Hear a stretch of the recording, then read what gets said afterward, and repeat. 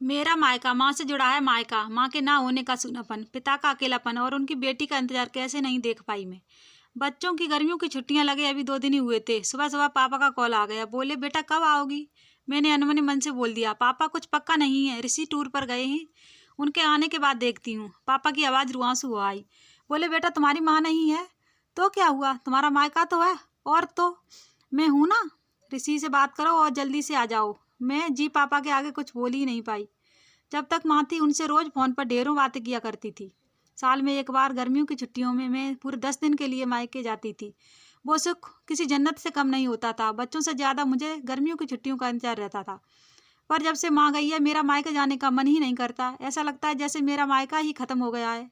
एक सूनापन, एक खालीपन सा मेरी जिंदगी में भरा आया था। पापा एकदम शांत स्वभाव के थे और कम बोलते थे, पर सबकी ज़रूरत का पूरा ध्यान रखते थे। ऐसा नहीं है कि मैं पापा को प्यार नहीं करती थी, पर बचपन में मैं अपनी माँ के ज़्यादा करीब थी, या यूँ कहूँ कि वे मेरे दिल के सबसे करीब थीं। अपने सारे सुख दुख एक सहेली की भांति मैं उनसे साझा करती थी।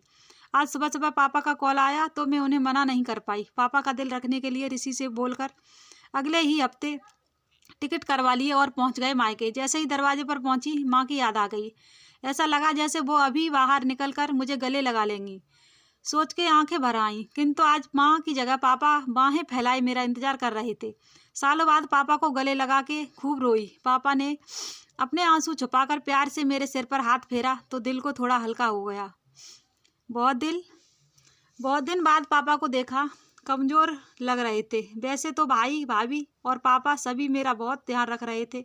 बच्चे तो अपने खेल और मस्ती में व्यस्त हो गए थे, पर ना जाने क्यों मेरी नज़रें हर पल जैसे माँ को ही ढूंढती थी। आज भी पापा पहले की तरह रोज़ खाने के बाद मेरी पसंदीदा मटका कुल्फ़ी लाना नहीं भूलते थे। भाई भी बच्चों को कभी पार्क, कभी चिड़ियाघर तो कभी बाजार घुमाने ले जाता था।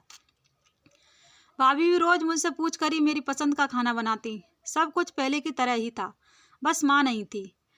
इस बार मायके में मेरा दिल नहीं लग रहा था। माँ की कमी मुझे बहुत खल रही थी। ऋषि को कॉल करके मैंने 2 दिन बाद का टिकट करवा लिया। सब ने मुझे रोकने की बहुत कोशिश की, पर मैं नहीं मानी। देखते ही देखते मेरे जाने का समय आ गया।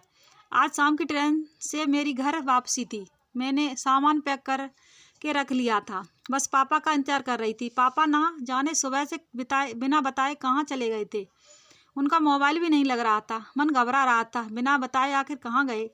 इधर मेरी ट्रेन का समय भी होता जा रहा था। समझ नहीं आ रहा था कि क्या करूं। तभी पापा का कॉल आया। बोले गुड़िया तुम लोग स्टेशन पहुंच जाओ, मैं सीधे वहीं पहुंच रहा हूं। हम लोग स्टेशन पहुंच गए। ट्रेन सही समय पर थी।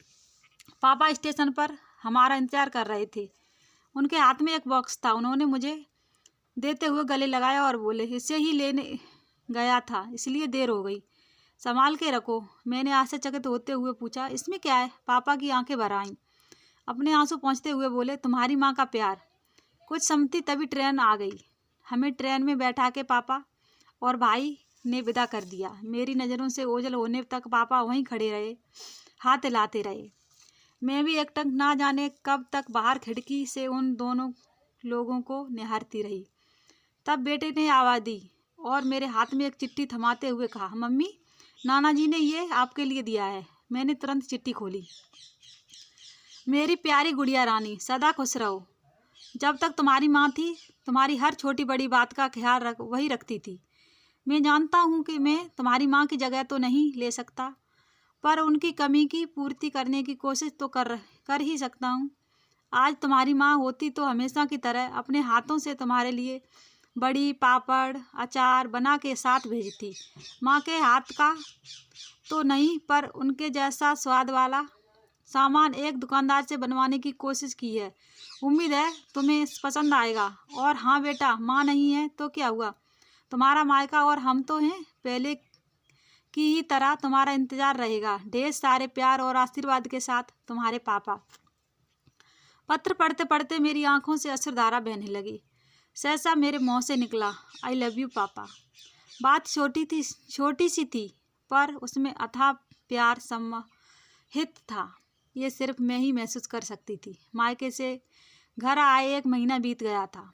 अब पापा से रोज एक बार कॉल करके मम्मी की तरह घंटों बातें करती हूँ।